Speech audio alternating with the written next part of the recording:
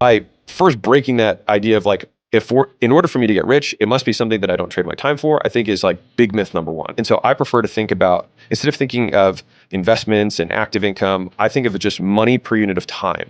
And that kind of takes out this binary, or what I would consider a false binary of active and passive, and think, well, and I feel like I can prove this pretty clearly, which is we live in time and we collect money in that period of time.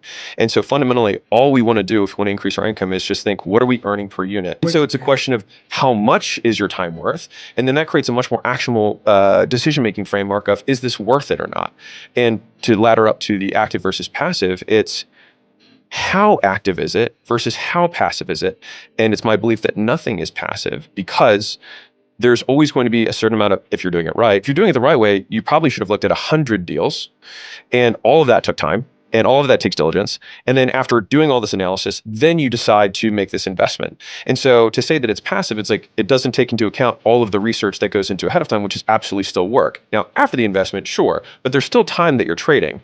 By first breaking that idea of like, in order for me to get rich, it must be something that I don't trade my time for, I think is like big myth number one. What are the things that I can trade my time for that will get me more than I'm currently getting, which is a much more solvable problem that also is significantly less risky. And so fundamentally, I would say the focus of the content, the stuff that I put out, is how can I equip people with the skills so that when they trade that time, they get more for it, and then continue to trade up and up and up for the rest of their careers.